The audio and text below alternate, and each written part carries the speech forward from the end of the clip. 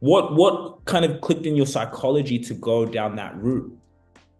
Yeah, I mean, Segura, the reality is for me that empathy, this work in empathy, this commitment or desire, both, to create more empathy in our world is just part of who I am. I get up to do this literally every day, Sunday, Christmas Day, every day, So I often say to people, I don't believe in balance, for example, when people talk about work-life balance, because for me, there's only me, right? If we meet on the beach, in a pub, on an aeroplane, or here, it's exactly the same. There's no like work Mimi and personal Mimi. There's just Mimi, right? So I think you're right. It was a little bit inadvertent. What I knew and was very conscious about was what my passion and my purpose were, right? Which is this belief that the more the world talks about empathy, the more empathy the world will have. And that drives me. So you'll see in my content all kinds of content that talks about empathy. Often it's in leadership, but it might also be in community, in teaching, in education, in the community. I do quite a lot of community work. So I always lead with my passion. And I think on the back of that, I guess that personal brand came to life. But as you said, I didn't set out to be a personal brand. That kind of came separately. Wow. So can you take us all the way back? How did you even start? How did you get to where you are?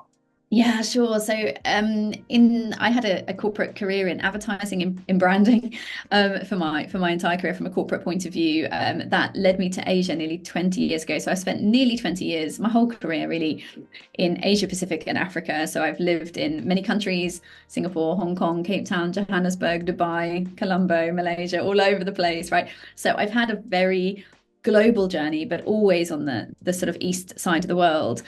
And in 2018, I took a role in Dubai, and it was a regional CEO role for a large global brand, but a regional team in that brand.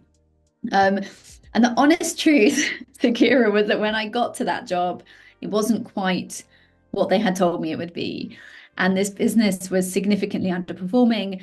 And I had come out of very global organizations where we had large finance teams. You're never alone. There's always people to support finance, procurement, legal, whatever.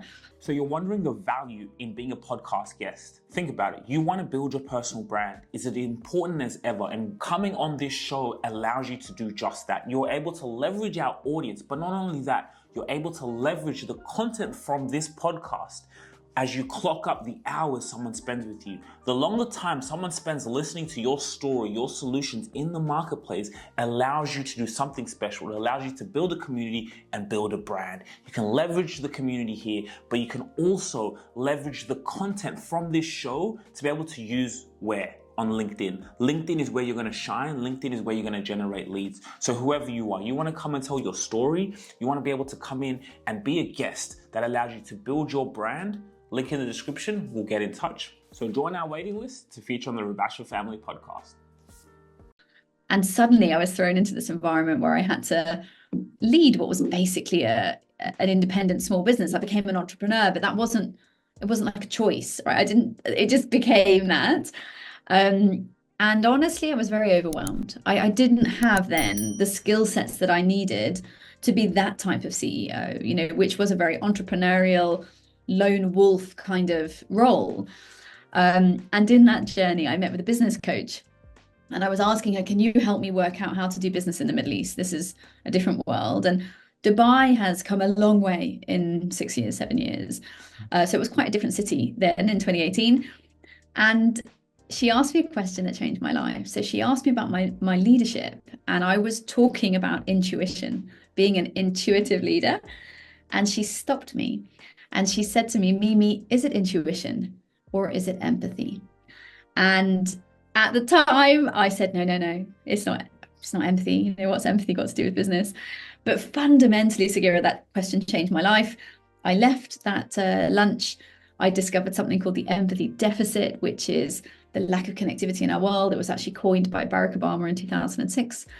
And I started to write, and that writing became a best-selling book. I launched a podcast, and 85,000 people came, and my life changed. And I believe now very much that empathy, that purpose, found me rather than the other way around. So I wasn't out there searching for my purpose.